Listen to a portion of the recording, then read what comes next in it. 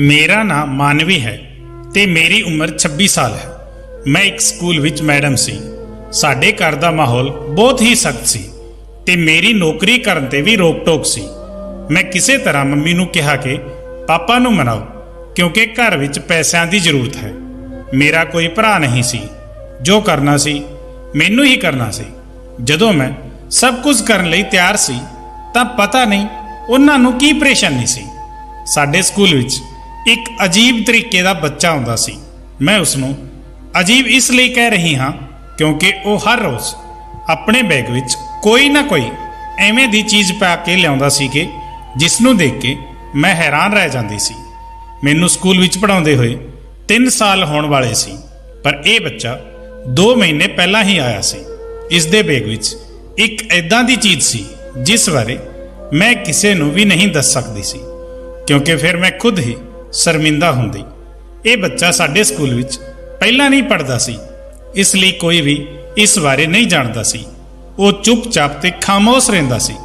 4ਥੀ class ਦਾ ਬੱਚਾ ਸੀ ਤੇ ਉਸ ਦੀ ਉਮਰ 12 ਸਾਲ ਹੋਵੇਗੀ। ਇੱਕ ਦਿਨ ਮੇਰੀ ਹੀ ਡਿਊਟੀ ਬੱਚਿਆਂ ਦੇ ਬੈਗ ਚੈੱਕ ਕਰਨ ਤੇ ਲੱਗੀ ਕਿਉਂਕਿ ਅੱਜਕੱਲ ਬੱਚੇ ਫੋਨ ਤੇ ਵੀਡੀਓ ਗੇਮ ਵਗੈਰਾ ਬੈਗ ਵਿੱਚ ਪਾ ਕੇ ਸਕੂਲ ਲਿਆਉਂਦੇ ਸੀ, ਜਿਸ ਨੂੰ ਸਕੂਲ ਵਿੱਚ ਲਿਆਉਣ ਦੀ ਆਗਿਆ ਨਹੀਂ ਸੀ।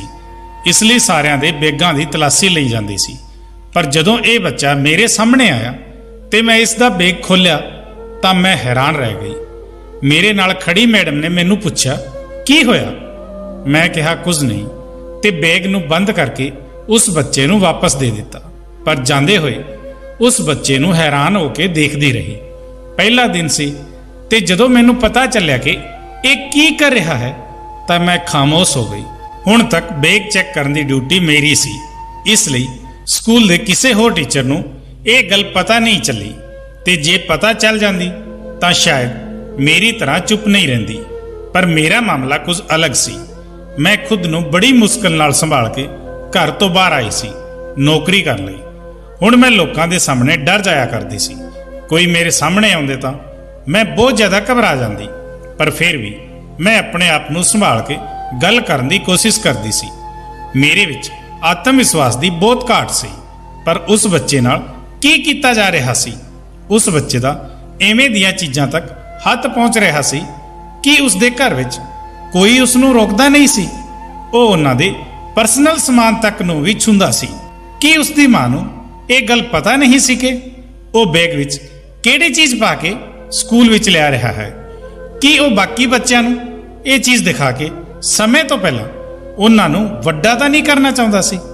ਕਿਤੇ ਇਸ ਤਰ੍ਹਾਂ ਦਾ ਨਹੀਂ ਸੀ ਕਿ ਇਹ ਛੋਟਾ ਜਿਹਾ ਬੱਚਾ ਬੇਸ਼ਰਮੀ ਫੈਲਾ ਰਿਹਾ ਸੀ ਤੇ ਬੱਚਿਆਂ ਦੇ ਦਿਮਾਗ ਵਿੱਚ ਗੰਦਗੀ ਤਾਂ ਨਹੀਂ ਭਰਿਆ ਸੀ? ਮੈਂ ਉਸ ਬੱਚੇ ਤੇ ਨਜ਼ਰ ਰੱਖਣ ਦਾ ਸੋਚਿਆ। ਮੇਰੇ 2 ਪੀਰੀਅਡ ਬੱਚਿਆਂ ਦੇ ਨਾਲ ਹੀ ਹੁੰਦੇ ਸੀ। ਮੈਂ ਬਹੁਤ ਚੰਗੀ ਤਰ੍ਹਾਂ ਨਾਲ ਪੜ੍ਹਾਇਆ ਕਰਦੀ ਸੀ, ਪਰ ਅੱਜ ਮੈਨੂੰ ਉਸ ਤੇ ਨਜ਼ਰ ਰੱਖਣੀ ਸੀ। ਇਹ ਬਾਕੀ ਬੱਚਿਆਂ ਦੀ ਤਰ੍ਹਾਂ ਨਹੀਂ ਸੀ, ਪਰ ਥੋੜਾ ਚੁੱਪ ਰਹਿੰਦਾ ਸੀ, ਕਿਸੇ ਨਾਲ ਜ਼ਿਆਦਾ ਗੱਲ ਨਹੀਂ ਕਰਦਾ ਸੀ। ਉਸਨੇ ਪੂਰਾ ਦਿਨ ਐਵੇਂ ਦਾ ਕੁਝ ਵੀ ਨਹੀਂ ਕੀਤਾ ਜੋ ਨਿਯਮ ਤੋਂ ਹਟ ਕੇ ਸੀ। ਪਰ ਇੱਕ ਗੱਲ ਐਦਾਂ ਦੀ ਸੀ ਜੋ ਸੱਚ ਵਿੱਚ ਅਜੀਬ ਸੀ। ਉਹ ਇਹ ਸੀ ਕਿ ਉਹ ਲੰਚ ਟਾਈਮ ਵਿੱਚ ਵੀ ਆਪਣਾ ਬੈਗ ਆਪਣੇ ਨਾਲ ਲੈ ਗਿਆ। ਉਹ ਆਪਣਾ ਬੈਗ ਖੁਦ ਤੋਂ ਦੂਰ ਨਹੀਂ ਕਰਦਾ ਸੀ। ਜਦੋਂ ਪਹਿਲੀ ਵਾਰ ਉਸਨੇ ਆਪਣਾ ਬੈਗ ਮੈਨੂੰ ਦਿਖਾਇਆ ਤਾਂ ਮੈਂ ਬਹੁਤ ਪਰੇਸ਼ਾਨ ਸੀ। ਜਦੋਂ ਮੈਂ ਉਸ ਨੂੰ ਕਿਹਾ ਕਿ ਬੈਗ ਖੋਲ ਕੇ ਦਿਖਾ, ਮੈਨੂੰ ਚੈੱਕ ਕਰਨਾ ਹੈ, ਮੈਂ ਗੱਲ ਕਰ ਸਕਦੀ ਸੀ ਮੈਡਮ ਨਾਲ ਵੀ, ਦੋਸਤਾਂ ਨਾਲ ਵੀ ਤੇ ਪ੍ਰਿੰਸੀਪਲ ਨਾਲ ਵੀ, ਪਰ ਮੈਂ ਇੰਨੀ ਸ਼ਰਮਿੰਦਾ ਹੋ ਗਈ ਸੀ ਕਿ ਮੈਂ ਗੱਲ ਨਹੀਂ ਕਰ ਪਾ ਰਹੀ ਸੀ। ਪਰ ਇਸ ਮਾਮਲੇ ਨੂੰ ਹੱਲ ਕਰਨਾ ਚਾਹੁੰਦੀ ਸੀ। ਅੱਜ ਕੱਲ੍ਹ ਦੇ ਬੱਚੇ ਪਹਿਲਾਂ ਦੀ ਤਰ੍ਹਾਂ ਮਾਸੂਮ ਬਿਲਕੁਲ ਵੀ ਨਹੀਂ ਸੀ। ਇਹ ਬਹੁਤ ਹੀ ਬੁਰੀ ਗੱਲ ਸੀ ਕਿਉਂਕਿ ਇਹ ਸਾਡੇ ਦੇਸ਼ ਦਾ ਭਵਿੱਖ ਹਨ। ਪਤਾ ਨਹੀਂ ਇਹ ਲੋਕ ਕਿਸ ਪਾਸੇ ਜਾ ਰਹੇ ਸੀ। ਤੇ ਇੱਕ ਸਾਡਾ ਘਰ ਸੀ ਜਿੱਥੇ ਮੈਨੂੰ ਫੋਨ ਰੱਖਣ ਦੀ ਵੀ ਇਜਾਜ਼ਤ ਨਹੀਂ ਸੀ। ਹਾਲਾਂਕਿ ਮੇਰੀ ਉਮਰ 25 ਸਾਲ ਹੋ ਚੁੱਕੀ ਸੀ। ਜੇ ਮੈਨੂੰ ਕਦੇ ਸਕੂਲ ਤੋਂ ਦੇਰ ਹੋ ਜਾਂਦੀ ਤਾਂ ਬਹੁਤ ਝਿੜਕ ਸੁਣਨੀ ਪੈਂਦੀ ਸੀ। ਮੰਮੀ ਕਹਿੰਦੀ ਕਿ ਕੀ ਕਰਦੀ ਹੈ, ਦੇਰ ਹੋ ਗਈ ਤਾਂ ਦੱਸ ਨਹੀਂ ਸਕਦੀ। ਤਾਂ ਮੈਂ ਕਿਹਾ ਕਿ ਕਿਵੇਂ ਦੱਸਦੀ, ਕਬੂਤਰ ਦੇ ਹੱਥਾਂ ਚਿੱਠੀ ਨਹੀਂ ਭੇਜਦੀ। ਤੁਹਾਨੂੰ ਪਤਾ ਹੈ ਫੋਨ ਨਹੀਂ ਹੈ, ਇੱਕ ਛੋਟਾ ਜਿਹਾ ਫੋਨ ਰੱਖਣ ਦਿਓ, ਮੈਂ ਵੱਡਾ ਫੋਨ ਨਹੀਂ ਰੱਖੂੰਗੀ, ਬਸ ਫੋਨ ਉਠਾਉਣ ਲਈ ਫੋਨ ਰੱਖ ਲਵਾਂਗੀ। ਮੰਮੀ ਇਸ ਗੱਲ ਨੂੰ ਨਹੀਂ ਮੰਨਦੀ ਸੀ। ਉਹ ਕਹਿੰਦੀ ਸੀ ਕਿ ਪਾਪਾ ਜੇ ਆਗਿਆ ਦੇਣਗੇ ਤਾਂ ਰੱਖ ਲੈ, ਪਰ ਪਾਪਾ ਨੂੰ ਕੌਣ ਸਮਝਾਉਂਦਾ? ਪਾਪਾ ਨਾਲ ਗੱਲ ਕਰਨਾ ਤਾਂ ਬਹੁਤ ਮੁਸ਼ਕਲ ਸੀ। ਉਹ ਤਾਂ ਮੈਨੂੰ ਨੌਕਰੀ ਤੋਂ ਵੀ ਕਢਵਾ ਦੇਣਾ ਚਾਹੁੰਦੇ ਸੀ। ਪਾਪਾ ਦਾ ਕਹਿਣਾ ਸੀ ਕਿ ਨੌਕਰੀ ਕਰਨ ਲੱਗੀ ਹੈ ਤਾਂ ਹੁਣ ਅਜੀਬ ਡਿਮਾਂਡ ਰੱਖ ਰਹੀ ਹੈ, ਨੌਕਰੀ ਛੱਡ ਦੇ, ਘਰ ਬੈਠ। ਸਾਡੇ ਘਰ ਵਿੱਚ ਬਹੁਤ ਪਰੇਸ਼ਾਨੀ ਸੀ, ਪਰ ਪਾਪਾ ਇਹ ਮੰਨਣ ਨੂੰ ਤਿਆਰ ਹੀ ਨਹੀਂ ਸੀ ਕਿ ਸਾਡੇ ਇੱਥੇ ਇੰਨੀ ਪਰੇਸ਼ਾਨੀ ਹੈ। ਉਹ ਕਹਿੰਦੇ ਸੀ ਜਿਸ ਨੇ ਸਾਨੂੰ ਇਸ ਦੁਨੀਆ ਤੇ ਭੇਜਿਆ ਹੈ ਉਹ ਖਾਣ ਨੂੰ ਵੀ ਦੇਵੇਗਾ। ਰੱਬ ਅੰਨ ਦਿੰਦਾ ਹੈ, ਕੋਈ ਭੁੱਖਾ ਨਹੀਂ ਸੌਂਦਾ। ਜਦੋਂ ਕਿ ਪਾਪਾ ਘਰ ਵਿੱਚ ਪੈਸੇ ਨਹੀਂ ਦਿੰਦੇ, ਮੇਰੀ ਤਨਖਾਹ ਨਾਲ ਹੀ ਘਰ ਦਾ ਰਾਸ਼ਨ ਪਾਣੀ ਆਉਂਦਾ ਸੀ ਤੇ ਅਸੀਂ ਲੋਕ ਭੁੱਖੇ ਰਹਿਣ ਤੋਂ ਬਚ ਜਾਂਦੇ ਸੀ। ਪਰ ਇਸ ਬੱਚੇ ਦੀ ਹਰਕਤ ਦੇਖ ਕੇ ਮੈਂ ਪਰੇਸ਼ਾਨ ਹੋ ਰਹੀ ਸੀ। ਇੱਕ ਦਿਨ ਮੈਂ ਉਸ ਬੱਚੇ ਨੂੰ ਰੋਕ ਲਿਆ ਤੇ ਉਸ ਨੂੰ ਇਕੱਲੇ ਜਾ ਕੇ ਪੁੱਛਿਆ ਕਿ ਤੂੰ ਇਹ ਕੀ ਪਾ ਰੱਖਿਆ ਹੈ? ਤੈਨੂੰ ਸ਼ਰਮ ਨਹੀਂ ਆਉਂਦੀ? ਐਵੇਂ ਦੀਆਂ ਚੀਜ਼ਾਂ ਕਿਉਂ ਸਕੂਲ ਲੈ ਕੇ ਆਉਂਦਾ ਹੈ? ਰੋਜ਼ ਇਹ ਚੀਜ਼ ਤੇਰੇ ਬੈਗ ਵਿੱਚ ਹੁੰਦੀ ਹੈ। ਤੇਰੇ ਮੰਮੀ ਪਾਪਾ ਹੈ? ਜਦ ਮੈਂ ਪ੍ਰਿੰਸੀਪਲ ਨੂੰ ਸ਼ਿਕਾਇਤ ਕਰਾਂ? ਉਸ ਬੱਚੇ ਨੇ ਪਹਿਲਾਂ ਤਾਂ ਸਾਰੀ ਗੱਲ ਸਿਰ ਝੁਕਾ ਕੇ ਆਰਾਮ ਨਾਲ ਸੁਣ ਲਈ ਤੇ ਉਸ ਤੋਂ ਬਾਅਦ ਜਦੋਂ ਉਸਨੇ ਸਿਰ ਉਠਾਇਆ ਤਾਂ ਉਸਦੇ ਚਿਹਰੇ ਤੇ ਬੱਚਿਆਂ ਵਾਲੇ ਭਾਵ ਨਹੀਂ ਸੀ। ਕਿਸੇ ਇਦਾਂ ਦੇ ਇਨਸਾਨ ਦੇ ਭਾਵ ਸੀ ਕਿ ਜਾਂ ਤਾਂ ਉਹ ਮੈਨੂੰ ਮਾਰ ਦੇਣਾ ਚਾਹੁੰਦਾ ਹੈ ਜਾਂ ਫਿਰ ਮੈਨੂੰ ਬਲੈਕਮੇਲ ਕਰਨਾ ਚਾਹੁੰਦਾ ਹੈ। ਜਿਵੇਂ ਉਹ ਮੈਨੂੰ ਹੁਣੇ ਕਹੇਗਾ ਕਿ ਚੰਗਾ ਤੂੰ ਮੇਰੀ ਸ਼ਿਕਾਇਤ ਲਗਾ ਦੇਵੇ, ਇੰਨੀ ਹਿੰਮਤ ਹੈ ਤੇਰੇ ਵਿੱਚ। ਉਸਨੇ ਮੈਨੂੰ 2 ਪਲ ਦੇਖਿਆ ਤੇ ਕਿਹਾ ਕਿ ਤੁਸੀਂ ਕਿਸੇ ਨੂੰ ਕੁਝ ਨਹੀਂ ਦੱਸ ਸਕਦੇ। ਇੰਨਾ ਕਹਿ ਕੇ ਉਹ ਉੱਥੋਂ ਚਲਾ ਗਿਆ ਤੇ ਸੱਚਮੁੱਚ ਮੇਰਾ ਸਾਹ ਰੁਕ ਗਿਆ ਸੀ। ਮੈਂ ਇਸ ਤਰ੍ਹਾਂ ਡਰ ਗਈ ਸੀ ਜਿਵੇਂ ਕਿ ਮੈਨੂੰ ਸੱਚ ਵਿੱਚ ਕਿਸੇ ਵੱਡੇ ਆਦਮੀ ਨੇ ਧਮਕੀ ਦਿੱਤੀ ਤੇ ਕਿਹਾ ਕਿ ਤੂੰ ਕੁਝ ਨਹੀਂ ਦੱਸ ਸਕਦੀ ਤੇ ਜੇ ਦੱਸੇਗੀ ਤਾਂ ਮੈਂ ਤੈਨੂੰ ਜਾਨ ਤੋਂ ਮਾਰ ਦਊਂਗਾ ਜਾਂ ਕੁਝ ਇਦਾਂ ਕਰੂੰਗਾ ਜੋ ਤੈਨੂੰ ਹਮੇਸ਼ਾ ਯਾਦ ਰਹੇਗਾ। ਉਸ ਬੱਚੇ ਅੰਦਰ ਪਤਾ ਨਹੀਂ ਕੀ ਅਹਿਸਾਸ ਸੀ ਜੋ ਮੈਨੂੰ ਮਹਿਸੂਸ ਹੋ ਗਿਆ ਤੇ ਮੈਂ ਸੱਚ ਵਿੱਚ ਕਿਸੇ ਨੂੰ ਕੁਝ ਨਹੀਂ ਦੱਸਿਆ। ਮੈਂ ਕਿਸੇ ਨੂੰ ਕੁਝ ਵੀ ਨਹੀਂ ਦੱਸ ਸਕਦੀ ਸੀ।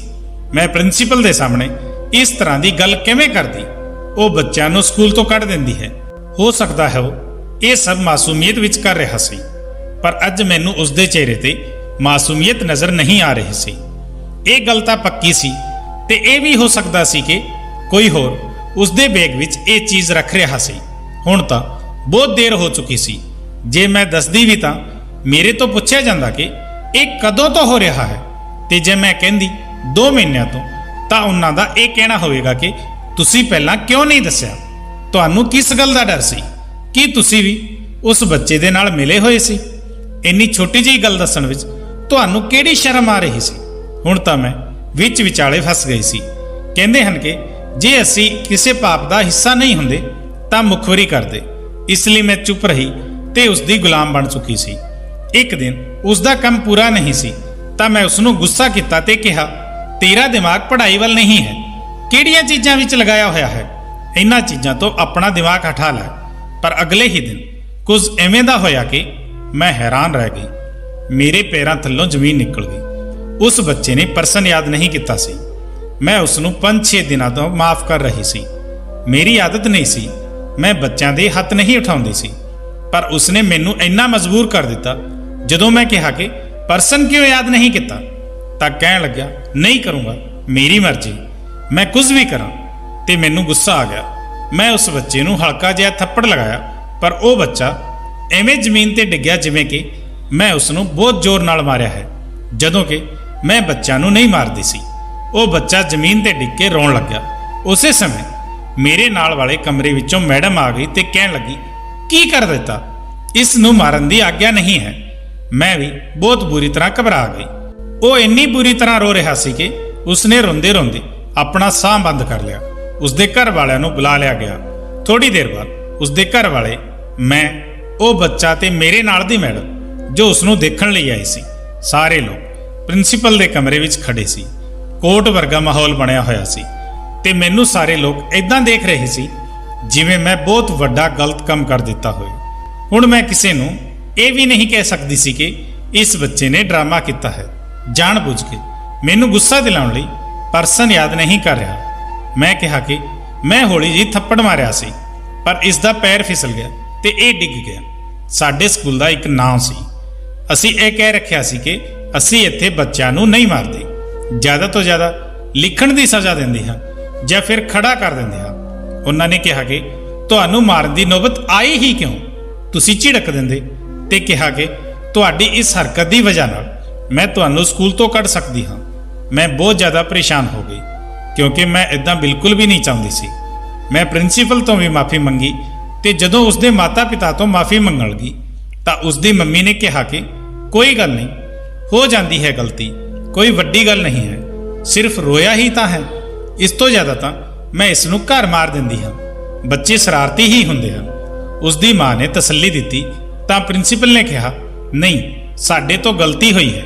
उन्होंने कहा कि कोई गल नहीं, तुसी लोगों ने फोन करके बुलाया सी तां असीं आ गए, इन्नी वड्डी गल नहीं है, तुसी इन्हां नूं बिल्कुल भी गुस्सा ना करो। उन्होंने मेरा साथ दिता। वो एक चंगी औरत लग रही सी। वो इस बच्चे नूं इत्थों लैके चली गई ते प्रिंसीपल ने कहा कि उन्हां लोगों ने कोई एक्शन नहीं लिया। नहीं, अज तू नौकरी तो निकल जांदी, अज तो बाद इदां दी कोई हरकत ना करना। मैं कहा अज दे बाद एवें दी हरकत नहीं करूँगी। फिर मैं अपनी दोस्त नूं भी सब कुछ दस्या तां वो हैरान रह गई, कहण लगी तू ये सारी गल क्यों नहीं दसी। तां मैं कहा कि जो बच्चा इन्ना वड्डा नाटक कर सकता है, अज मैं उसकी वजह नाल नौकरी तो जाने वाली सी। जे मैं उसकी गल दस दिंदी तां उसने साफ मुकर जाना सी। वो बहुत शरारती ते चलाक बच्चा है। उसकी माँ नूं भी उस बारे पता है, इसलिए तां वो मेरा साथ दे रही सी। इसलिए कुछ होर ही सोचना होएगा। मैं उस नाल बहुत प्यार नाल, बहुत चंगी तरह नाल गल करके देख ली। हुण मैं भी चलाकी करांगी। मेरी दोस्त ने कहा कि तैनूं कुछ ना कुछ तां करना चाहिदा है, पर मैं बहुत ज़्यादा डर गई सी। जे मेरी नौकरी चली जाती तां असीं तां भुखे मर जांदे। मैनूं कुछ इदां दा करना सी कि जिस नाल मेरी नौकरी नूं कोई खतरा ना होए। मैनूं बच्चे दी मां बहुत चंगी लगी सी। शायद वो अपने बच्चे बारे बहुत चंगी तरह जानदी भी सी। उसने मेरे नाल बहुत चंगी तरह नाल गल भी कीती सी। इसलिए मैं सोचा कि मैनूं उस नाल गल करनी चाहिदी है, पर मैनूं उसका नंबर कित्थों मिलदा। मैं उस बच्चे की डायरी विच देखिया जिस विच उसके मम्मी पापा दोवां दा नंबर लिखिया होया सी। साडा स्कूल बहुत चंगा स्कूल सी। इत्थे हर चीज़ का ख्याल रखा जाता सी। जे किसी गल की कोई एमरजेंसी पै जाए, इसलिए मम्मी पापा दोवां दा नंबर दिता जाता सी। मैं उसकी मम्मी का नंबर कापी कर लिया ते घर च आके फोन किया तां उसकी मम्मी ने फोन नहीं उठाया। इस दे बाद मैं दोबारा उन्होंने फोन किया तां फिर मैं अपने बारे में दस्या ते मैं उन्होंने कहा कि जे तुहाडा बच्चा तुहाडे कोल बैठा है तां तुसी उस तो पासे हो जाओ। तां उन्होंने कहा कि नहीं, इदां नहीं है, तुसी बेफिक्र होके बोलो, की गल है। मैं कहा मैं तुहानू मिलना चाहुंदी हाँ इकल्ले विच, पर मैं तुहानू स्कूल विच नहीं मिल सकती, इसलिए तुहानू किते बाहर मिलना होएगा। तुहाडे मुंडे बारे बहुत जरूरी गल करनी है। मैं सोच रही सी कि वो परेशान होएगी, कुछ ना कुछ बोलेगी, पर उसने कहा ठीक है, मैं तुहानू मिलण लई तैयार हाँ। फिर उसने मैनू पूछा कि मैं कित्थे आसानी नाल आ सकदी हाँ। मैं उसनू एक जगह का नाम दस दिता। असी वैसे भी उत्थे घूमण तां जाना नहीं सी, असी सिर्फ गल करनी सी। वो जगह बहुत चंगी सी, गल कर लई। उसने कहा ठीक है, मैं कल उत्थे पहुंच जाऊंगी। मैं स्कूल दे बाद दा समा दस्या सी, क्योंकि मैं स्कूल दे बाद ही उत्थे जा सकती सी। उस औरत नाल गल करके मैनू बहुत चंगा लग्या। उसने मेरी गल बहुत चंगे तरीके नाल सुनी ते मेरे नाल कोऑपरेट भी किया। अगले दिन वो मेरे सामने बैठे सी ते मैं उन्होंने दस्या कि तुहाडा मुंडा अपने स्कूल बैग विच बहुत अजीबो गरीब चीज़ां लैके आउंदा है। उसने पूछा किहड़ियां चीज़ां। मैं दस्या कि तुहाडे मुंडे दे बैग विच तुहाडी अपनी पर्सनल चीज़ां हुंदियां हन, जो एक औरत दी पर्सनल चीज़ हो सकती है, जो वो रोज़ इस्तेमाल करती है, वो उसके बैग दे अंदर हुंदी है। ते मैं उसनू दस्या कि मैं उस नाल गल कीती तां उसने गुस्सा दिखाया। तां मैं उसनू ये गल भी दसी कि उस दिन की होया सी।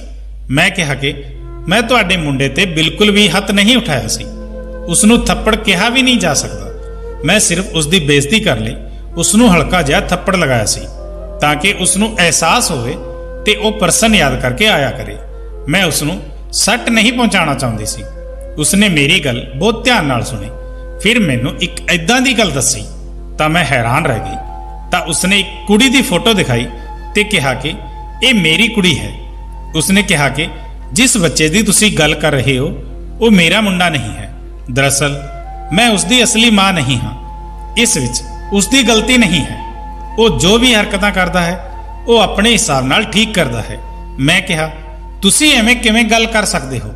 वो अपने बैग विच ਕਿਸੇ ਔਰਤ ਦੀ ਪਰਸਨਲ ਚੀਜ਼ਾਂ ਲੈ ਕੇ ਆਉਂਦਾ ਹੈ, ਪੂਰਾ ਦਿਨ ਆਪਣੇ ਬੈਗ ਵਿੱਚ ਰੱਖਦਾ ਹੈ। ਜੇ ਅਸੀਂ ਇਹ ਤਲਾਸ਼ੀ ਨਹੀਂ ਲੈਂਦੇ ਤਾਂ ਸਾਨੂੰ ਵੀ ਪਤਾ ਨਹੀਂ ਚੱਲਦਾ। ਕਿਸੇ ਨੂੰ ਵੀ ਇਹ ਗੱਲ ਪਤਾ ਨਹੀਂ। ਤੇ ਜਦੋਂ ਮੈਂ ਉਸ ਨਾਲ ਗੱਲ ਕੀਤੀ ਤਾਂ ਉਹ ਮੈਨੂੰ ਇਦਾਂ ਦੇਖ ਰਿਹਾ ਸੀ ਕਿ ਜਿਵੇਂ ਉਹ ਮੈਨੂੰ ਕੋਈ ਤਕਲੀਫ ਪਹੁੰਚਾ ਦੇਵੇਗਾ। ਉਹ ਬੱਚਾ ਉਮਰ ਵਿੱਚ ਬਹੁਤ ਛੋਟਾ ਹੈ, ਪਰ ਉਸ ਦੀਆਂ ਹਰਕਤਾਂ ਆਪਣੀ ਉਮਰ ਤੋਂ ਜ਼ਿਆਦਾ ਵੱਡੀਆਂ ਹਨ। ਇਹ ਕੋਈ ਆਮ ਗੱਲ ਨਹੀਂ ਹੈ। ਤੁਸੀਂ ਇਸ ਨੂੰ ਨੋਰਮਲ ਕਿਵੇਂ ਕਹਿ ਸਕਦੇ ਹੋ? ਤੁਸੀਂ ਉਸ ਦੀ ਮਾਂ ਨਹੀਂ ਹੋ, ਇਸ ਲਈ ਤੁਸੀਂ ਸਮਝ ਨਹੀਂ ਸਕਦੇ। ਉਹਨਾਂ ਨੇ ਦੱਸਿਆ ਕਿ ਦਰਅਸਲ ਇਸ ਬੱਚੇ ਦਾ ਕੋਈ ਕਸੂਰ ਨਹੀਂ ਹੈ। ਉਹ ਬਹੁਤ ਛੋਟਾ ਸੀ ਜਦੋਂ ਉਸ ਦੀ ਮਾਂ ਇਸ ਨੂੰ ਛੱਡ ਕੇ ਚਲੀ ਗਈ। ਮੈਂ ਕਿਹਾ, ਬਹੁਤ ਅਫਸੋਸ ਹੋਇਆ ਮੈਨੂੰ ਇਹ ਸੁਣ ਕੇ। ਉਸਨੇ ਕਿਹਾ ਕਿ ਇਸ ਦੀ ਮਾਂ ਇਸ ਦੁਨੀਆ ਤੋਂ ਨਹੀਂ ਗਈ, ਬਲਕਿ ਇਸ ਨੂੰ ਛੱਡ ਕੇ ਚਲੀ ਗਈ ਆਪਣੇ ਕਿਸੇ ਪ੍ਰੇਮੀ ਦੇ ਨਾਲ। ਉਸ ਸਮੇਂ ਚੀਕੂ ਬਹੁਤ ਛੋਟਾ ਸੀ ਤੇ ਉਹ ਉਸ ਨੂੰ ਛੱਡ ਕੇ ਆਪਣੇ ਪ੍ਰੇਮੀ ਦੇ ਨਾਲ ਚਲੀ ਗਈ ਤੇ ਮੁੜ ਕੇ ਉਸ ਵੱਲ ਦੇਖਿਆ ਤੱਕ ਨਹੀਂ। ਉਹ ਸਮਾਂ ਸੀ ਕਿ ਜਦੋਂ ਇਹ ਬੱਚਾ ਸਦਮੇ ਵਿੱਚ ਚਲਾ ਗਿਆ ਤੇ ਆਮ ਬੱਚੇ ਦੀ ਤਰ੍ਹਾਂ ਨਹੀਂ ਰਿਹਾ। ਉਸ ਦੇ ਬੈਗ ਵਿੱਚ ਉਸ ਦੀ ਮਾਂ ਦਾ ਇੱਕ ਜੋੜਾ ਤੇ ਜਵੈਲਰੀ, ਇੱਕ ਕੰਨ ਦਾ ਝੁਮਕਾ ਜੋ ਉਹ ਆਪਣੇ ਕੋਲ ਰੱਖਦਾ ਹੈ। ਇਸ ਦੀ ਮਾਂ ਆਪਣੇ ਕਮਰੇ ਤੋਂ ਸਭ ਕੁਝ ਲੈ ਗਈ ਤੇ ਜੋ ਉਹ ਸਭ ਪਿੱਛੇ ਛੱਡ ਗਈ ਉਹ ਇਸਨੇ ਇਕੱਠਾ ਕਰਕੇ ਆਪਣੇ ਕੋਲ ਰੱਖਣਾ ਸ਼ੁਰੂ ਕਰ ਦਿੱਤਾ ਤੇ ਉਹ ਇਹਨਾਂ ਚੀਜ਼ਾਂ ਨੂੰ ਹਮੇਸ਼ਾ ਆਪਣੇ ਕੋਲ ਰੱਖਦਾ ਹੈ, ਕਿਸੇ ਨੂੰ ਹੱਥ ਨਹੀਂ ਲਗਾਉਣ ਦਿੰਦਾ। ਇਸ ਦੇ ਪਾਪਾ ਨੂੰ ਇਹ ਸਭ ਪਤਾ ਹੈ। ਉਹ ਵੀ ਆਪਣੀ ਪਤਨੀ ਨੂੰ ਬਹੁਤ ਪਿਆਰ ਕਰਦਾ ਹੈ ਤੇ ਉਸਨੇ ਵੀ ਆਪਣੀ ਪਤਨੀ ਦੀਆਂ ਕੁਝ ਚੀਜ਼ਾਂ ਬਚਾ ਰੱਖੀਆਂ ਹਨ। ਲੋਕ ਚਲੇ ਜਾਂਦੇ ਹਨ ਪਰ ਆਪਣੀਆਂ ਯਾਦਾਂ ਪਿੱਛੇ ਛੱਡ ਜਾਂਦੇ ਹਨ। ਇਸ ਲਈ ਇਹ ਬੱਚਾ ਬਹੁਤ ਬਦਤਮੀਜ਼ ਹੋ ਗਿਆ ਹੈ। ਮੈਂ ਇਸ ਦੇ ਪਾਪਾ ਨੂੰ ਬਹੁਤ ਪਹਿਲਾਂ ਤੋਂ ਜਾਣਦੀ ਸੀ। ਸਾਡੇ ਪਾਪਾ ਆਪਸ ਵਿੱਚ ਦੋਸਤ ਸੀ। ਦਰਅਸਲ ਇਹ ਮੇਰਾ ਵੀ ਦੂਜਾ ਵਿਆਹ ਹੈ। ਮੇਰਾ ਜਿੱਥੇ ਪਹਿਲਾ ਵਿਆਹ ਹੋਇਆ ਸੀ ਉਹ ਲੋਕ ਚੰਗੇ ਨਹੀਂ ਸੀ। ਉਹਨਾਂ ਨੇ ਮੇਰੇ ਤੇ ਬਹੁਤ ਜ਼ੁਲਮ ਕੀਤਾ ਤੇ ਮੈਂ ਉਸ ਨੂੰ ਤਲਾਕ ਦੇ ਦਿੱਤਾ। ਮੇਰੀ ਕੁੜੀ ਮੇਰੇ ਪਹਿਲੇ ਪਤੀ ਦੀ ਹੈ। ਮੈਂ ਇਹ ਸੋਚ ਕੇ ਆਈ ਸੀ ਕਿ ਇਸ ਘਰ ਨੂੰ ਆਪਣਾ ਘਰ ਸਮਝੂਗੀ, ਪਰ ਇਹ ਮੈਨੂੰ ਵੀ ਆਪਣੀ ਮਾਂ ਨਹੀਂ ਸਮਝਦਾ। ਇਹ ਮੈਨੂੰ ਮਾਂ ਕਹਿ ਕੇ ਬੁਲਾਉਂਦਾ ਹੀ ਨਹੀਂ। ਇਸ ਦੇ ਪਾਪਾ ਵੀ ਬਿਲਕੁਲ ਐਵੇਂ ਦੇ ਹੀ ਹਨ। ਉਹ ਵੀ ਆਪਣੀ ਪਤਨੀ ਦੀਆਂ ਚੀਜ਼ਾਂ ਨੂੰ ਗਲ ਨਾਲ ਲਾ ਕੇ ਰੱਖਦੇ ਹਨ। ਜਦੋਂ ਕਿ ਉਹ ਇਹਨਾਂ ਨੂੰ ਧੋਖਾ ਦੇ ਕੇ ਗਈ ਹੈ ਤਾਂ ਵੀ ਉਹ ਉਸ ਦੇ ਬਾਰੇ ਕੋਈ ਬੁਰੀ ਗੱਲ ਨਹੀਂ ਸੁਣਦਾ। ਕਦੇ-ਕਦੇ ਮੈਨੂੰ ਰਾਤ ਨੂੰ ਆਪਣੇ ਕਮਰੇ ਵਿੱਚੋਂ ਰੋਣ ਦੀ ਆਵਾਜ਼ ਆਉਂਦੀ ਹੈ। ਉਹ ਇਸ ਦੇ ਪਾਪਾ ਹੀ ਹੁੰਦੇ ਹਨ ਜੋ ਆਪਣੀ ਪਹਿਲੀ ਪਤਨੀ ਦੀ ਜੁਦਾਈ ਵਿੱਚ ਰੋ ਰਿਹਾ ਹੁੰਦਾ ਹੈ। ਉਸਨੇ ਇਹਨਾਂ ਨਾਲ ਚੰਗਾ ਨਹੀਂ ਕੀਤਾ, ਪਰ ਫਿਰ ਵੀ ਇਹ ਦੋਵੇਂ ਉਸ ਦੇ دیਵਾਨੇ ਹਨ। ਉਹ ਇਹਨਾਂ ਨੂੰ ਇਸ ਦੁਨੀਆ ਤੋਂ ਛੱਡ ਕੇ ਚਲੀ ਜਾਂਦੀ ਤਾਂ ਸ਼ਾਇਦ ਇਹਨਾਂ ਦੋਵਾਂ ਨੂੰ ਇੰਨਾ ਜ਼ਿਆਦਾ ਸਦਮਾ ਨਹੀਂ ਲੱਗਦਾ, ਪਰ ਇਹ ਦੋਵੇਂ ਪਿਓ ਪੁੱਤ ਇੱਕੋ ਜਿਹੇ ਹੀ ਹਨ। ਮੈਂ ਇਹਨਾਂ ਨੂੰ ਪਿਆਰ ਕਰਦੀ ਹਾਂ, ਸੰਭਾਲਦੀ ਹਾਂ, ਕੋਸ਼ਿਸ਼ ਕਰਦੀ ਹਾਂ ਕਿ ਸਭ ਕੁਝ ਠੀਕ ਹੋ ਜਾਵੇ, ਪਰ ਕੁਝ ਵੀ ਠੀਕ ਨਹੀਂ ਹੁੰਦਾ। ਉਹ ਔਰਤ ਜ਼ਾਲਿਮ ਸੀ, ਪਰ ਜ਼ੁਲਮ ਉਸਨੇ ਆਪਣੇ ਨਾਲ ਕੀਤਾ। ਇੰਨਾ ਪਿਆਰ ਕਰਨ ਵਾਲਾ ਪਤੀ ਤੇ ਇੰਨੇ ਪਿਆਰੇ ਮੁੰਡੇ ਨੂੰ ਛੱਡ ਕੇ ਚਲੀ ਗਈ, ਪਰ ਹੁਣ ਉਹ ਬੱਚਾ ਨਹੀਂ ਰਿਹਾ। ਇਸ ਵਿੱਚ ਬੱਚਿਆਂ ਵਾਲੀ ਕੋਈ ਗੱਲ ਹੀ ਨਹੀਂ ਹੈ। ਇਹ ਸਾਰਿਆਂ ਨਾਲ ਬਦਤਮੀਜ਼ੀ ਕਰਦਾ ਹੈ, ਗਲਤ ਗੱਲਾਂ ਕਰਦਾ ਹੈ, ਉਲਟਾ ਸਿੱਧਾ ਜਵਾਬ ਦਿੰਦਾ ਹੈ, ਮਾਰਪੀਟ ਕਰਦਾ ਹੈ। ਪਿਛਲੇ ਸਕੂਲ ਤੋਂ ਵੀ ਇਸ ਲਈ ਹੀ ਕੱਢਿਆ ਗਿਆ ਕਿਉਂਕਿ ਉੱਥੇ ਵੀ ਇਸਨੇ ਇੱਕ ਬੱਚੇ ਨੂੰ ਮਾਰਿਆ ਸੀ। ਉਸ ਦੀਆਂ ਚੀਜ਼ਾਂ ਨੂੰ ਲੈ ਕੇ ਇੱਕ ਛੋਟੇ ਜਿਹੇ ਬੈਗ ਵਿੱਚ ਪਾ ਕੇ ਆਪਣੇ ਨਾਲ ਲਈ ਫਿਰਦਾ ਹੈ। ਪਤੀ ਨੇ ਕਿਹਾ ਕਿ ਇਸ ਨੂੰ ਕਿਸੇ ਦਿਮਾਗੀ ਡਾਕਟਰ ਦੇ ਕੋਲ ਲੈ ਜਾਓ। ਸਭ ਤੋਂ ਪਹਿਲਾਂ ਇਸ ਨੂੰ ਖੁਦ ਜਾਣਾ ਚਾਹੀਦਾ ਹੈ, ਜਿਸ ਨੇ ਅੱਜ ਤੱਕ ਆਪਣੇ ਵਿਆਹ ਦੀ ਅੰਗੂਠੀ ਵੀ ਨਹੀਂ ਕੱਢੀ। ਮੈਂ ਤਾਂ ਆਪਣੀ ਕੁੜੀ ਨੂੰ ਵੀ ਉਸ ਤੋਂ ਦੂਰ ਰੱਖਦੀ ਹਾਂ ਕਿਉਂਕਿ ਉਹ ਅਚਾਨਕ ਬਹੁਤ ਗੁੱਸਾ ਕਰਦਾ ਹੈ। ਮੈਂ ਕਿਹਾ ਕਿ ਮੈਂ ਤੁਹਾਡੀ ਮਦਦ ਕਰਾਂਗੀ ਤਾਂ ਕਿ ਮੈਂ ਉਸ ਬੱਚੇ ਨੂੰ ਠੀਕ ਕਰ ਸਕਾਂ। ਉਸਨੇ ਕਿਹਾ ਕਿ ਤੁਸੀਂ ਇਹ ਬਿਲਕੁਲ ਨਾ ਕਰੋ ਕਿਉਂਕਿ ਇਸ ਤਰ੍ਹਾਂ ਬਿਲਕੁਲ ਵੀ ਨਹੀਂ ਹੋਣ ਵਾਲਾ। ਮੈਂ ਬਹੁਤ ਕੋਸ਼ਿਸ਼ ਕੀਤੀ ਪਰ ਇਦਾਂ ਨਹੀਂ ਹੋ ਸਕਿਆ। ਮੈਂ ਉਸ ਔਰਤ ਦਾ ਧੰਨਵਾਦ ਕੀਤਾ ਤੇ ਉਸਨੇ ਮੈਨੂੰ ਇਹ ਵੀ ਕਿਹਾ ਕਿ ਤੁਸੀਂ ਇਹ ਗੱਲ ਕਿਸੇ ਨੂੰ ਨਾ ਦੱਸਣਾ। ਕੱਲ ਨੂੰ ਜੇ ਕੋਈ ਹੋਰ ਮੈਡਮ ਇਸ ਦੇ ਬੈਗ ਵਿੱਚ ਇਹ ਚੀਜ਼ਾਂ ਦੇਖ ਲੈਂਦੀ ਹੈ ਤਾਂ ਤੁਸੀਂ ਉਸ ਨੂੰ ਸਮਝਾ ਦੇਣਾ ਕਿਉਂਕਿ ਜੇ ਇਸ ਤੋਂ ਇਹ ਚੀਜ਼ਾਂ ਖੋਹ ਲਈਆਂ ਜਾਣ ਤਾਂ ਇਹ ਪਾਗਲ ਹੋ ਜਾਂਦਾ ਹੈ ਤੇ ਨੁਕਸਾਨ ਪਹੁੰਚਾ ਸਕਦਾ ਹੈ। ਘਰ ਆਈ ਤਾਂ ਮੈਂ ਉਸ ਬੱਚੇ ਬਾਰੇ ਇਹੀ ਸੋਚਣ ਲੱਗੀ ਕਿ ਲੋਕ ਕਿਵੇਂ ਆਪਣੀ ਖੁਸ਼ੀ ਲਈ ਆਪਣੇ ਬੱਚਿਆਂ ਦੀ ਜ਼ਿੰਦਗੀ ਤੇ ਦਿਮਾਗੀ ਹਾਲਤ ਬਰਬਾਦ ਕਰ ਦਿੰਦੇ ਹਨ। ਉਸ ਦੀ ਮਾਂ ਪਤਾ ਨਹੀਂ ਕਿੱਥੇ ਬੈਠੀ ਆਪਣੀ ਜ਼ਿੰਦਗੀ ਜੀ ਰਹੀ ਹੋਵੇਗੀ, ਪਰ ਉਸ ਦਾ ਬੱਚਾ 10 ਸਾਲ ਦੀ ਉਮਰ ਵਿੱਚ ਹੀ ਦਿਮਾਗੀ ਬਿਮਾਰੀ ਨਾਲ ਗ੍ਰਸਤ ਹੋ ਗਿਆ, ਪਰ ਉਸ ਨੂੰ ਉਸ ਦੀ ਕੋਈ ਪਰਵਾਹ ਨਹੀਂ ਸੀ। ਪਰ ਮੈਂ ਸੋਚ ਲਿਆ ਸੀ ਕਿ ਜ਼ਿੰਦਗੀ ਵਿੱਚ ਕੋਈ ਚੰਗਾ ਕੰਮ ਕਰਨ ਦਾ ਮੌਕਾ ਮਿਲ ਰਿਹਾ ਹੈ ਤਾਂ ਮੈਂ ਜ਼ਰੂਰ ਕਰਾਂਗੀ। ਮੈਂ ਉਸ ਨਾਲ ਦੋਸਤੀ ਕਰਨ ਦੀ ਕੋਸ਼ਿਸ਼ ਕਰਾਂਗੀ। ਇਹ ਕੰਮ ਬਹੁਤ ਜ਼ਿਆਦਾ ਮੁਸ਼ਕਿਲ ਸੀ। ਉਹ ਮੁੰਡਾ ਤਾਂ ਪਹਿਲਾਂ ਹੀ ਕਿਸੇ ਨਾਲ ਗੱਲ ਨਹੀਂ ਕਰ ਸਕਦਾ। ਮੇਰੇ ਨਾਲ ਤਾਂ ਉਸਨੇ ਪਹਿਲਾਂ ਹੀ ਬਦਤਮੀਜ਼ੀ ਕੀਤੀ ਸੀ मैं उसनों कहा कि ਇਹ ਚੀਜ਼ਾਂ ਕਿਸ ਲਈ ਇੰਨਾ ਤਾਂ ਦੱਸ ਦੇ, ਪਰ ਕੁਝ ਨਹੀਂ ਬੋਲਿਆ। ਫਿਰ ਇੱਕ ਦਿਨ ਇੱਕ ਹੋਰ ਮੈਡਮ ਨੇ ਉਸ ਦਾ ਬੈਗ ਚੈੱਕ ਕਰਨਾ ਚਾਹਿਆ। ਉਹ ਮੇਰੇ ਵੱਲ ਦੇਖਣ ਲੱਗਿਆ ਜਿਵੇਂ ਮੈਨੂੰ ਕਹਿ ਰਿਹਾ ਹੋਵੇ ਕਿ ਮੈਨੂੰ ਬਚਾ ਲਓ। ਮੈਂ ਉਸ ਮੈਡਮ ਨੂੰ ਗੱਲਾਂ ਵਿੱਚ ਲਗਾ ਕੇ ਉਸ ਦਾ ਉਹ ਬੈਗ ਖੁਦ ਦੇਖ ਲਿਆ ਤੇ ਮੈਂ ਮੈਡਮ ਨੂੰ ਕਿਹਾ ਕਿ ਇਸ ਵਿੱਚ ਕੁਝ ਵੀ ਨਹੀਂ ਹੈ। ਉਸ ਦਿਨ ਉਸ ਬੱਚੇ ਨੂੰ ਮੇਰੇ ਤੇ ਥੋੜਾ ਜਿਹਾ ਭਰੋਸਾ ਹੋਇਆ ਤੇ ਉਸਨੇ ਮੇਰੇ ਨਾਲ ਦੋਸਤੀ ਕੀਤੀ। ਹੌਲੀ ਹੌਲੀ ਸਾਡੀ ਦੋਸਤੀ ਵਧਣ ਲੱਗੀ। ਫਿਰ ਅਸੀਂ ਦੋਵੇਂ ਇੱਕ ਦੂਜੇ ਨਾਲ ਗੱਲ ਕਰਦੇ। ਫਿਰ ਉਸਨੇ ਹੌਲੀ ਹੌਲੀ ਮੈਨੂੰ ਆਪਣੀ ਮਾਂ ਦੇ ਬਾਰੇ ਦੱਸਣਾ ਸ਼ੁਰੂ ਕੀਤਾ ਕਿ ਇਹ ਉਸਦੀ ਮਾਂ ਦੀਆਂ ਚੀਜ਼ਾਂ ਹਨ। ਮੈਂ ਉਸ ਨੂੰ ਬਹੁਤ ਪਿਆਰ ਕਰਦਾ ਸੀ।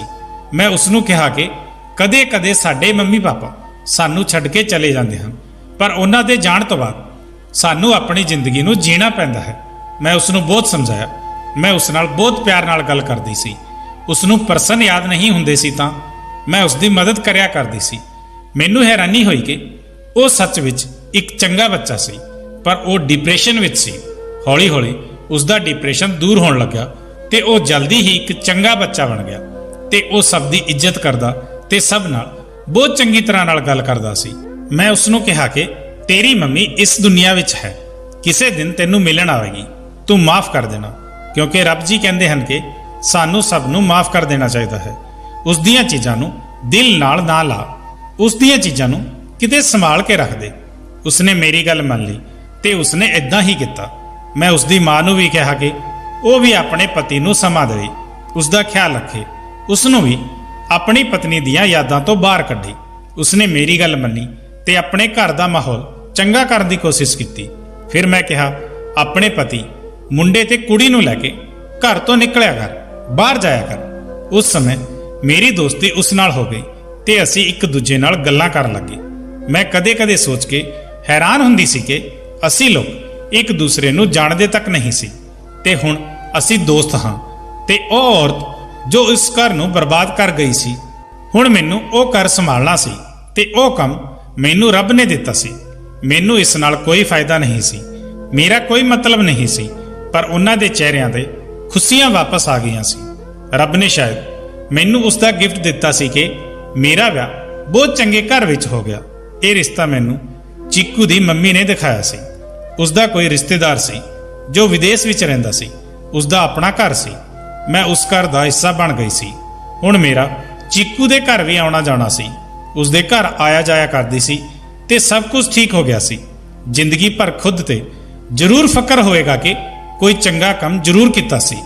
ਆਖਿਰ ਮੈਂ ਉਸ ਔਰਤ ਬਾਰੇ ਇਹੀ ਕਹਿਣਾ ਚਾਹਾਂਗੀ ਕਿ ਉਸਨੇ ਬਹੁਤ ਗਲਤ ਕੀਤਾ। ਉਸਨੇ ਦੋ ਲੋਕਾਂ ਦੀ ਦਿਮਾਗੀ ਹਾਲਤ ਖਰਾਬ ਕਰ ਦਿੱਤੀ, ਉਹਨਾਂ ਦੀ ਜ਼ਿੰਦਗੀ ਦਾਅ ਤੇ ਲਾ ਦਿੱਤੀ। ਇੰਨੇ ਮਾਸੂਮ ਬੱਚੇ ਨੂੰ ਉਸਨੇ ਇੰਨੇ ਵੱਡੇ ਸਦਮੇ ਵਿੱਚ ਪਾ ਦਿੱਤਾ। ਉਸਨੇ ਇਨਸਾਫ ਆਪਣੇ ਰੱਬ ਤੇ ਛੱਡ ਦਿੱਤਾ। ਉਹ ਕਦੇ ਵੀ ਨਜ਼ਰ ਨਹੀਂ ਆਈ, ਨਾ ਹੀ ਉਸਨੇ ਕਦੇ ਫੋਨ ਕੀਤਾ। ਦੁਨੀਆ ਵਿੱਚ ਕਿੰਨੇ ਪੱਥਰ ਦਿਲ ਲੋਕ ਹੁੰਦੇ ਹਨ, ਰੱਬ ਸਭ ਨੂੰ ਅਕਲ ਦੇਵੇ। ਦੋਸਤੋ, ਇਸ ਬਾਰੇ ਤੁਹਾਡੇ ਕੀ ਵਿਚਾਰ ਹਨ? ਆਪਣੇ ਕੀਮਤੀ ਵਿਚਾਰ ਕਮੈਂਟ ਜ਼ਰੂਰ ਕਰਨਾ।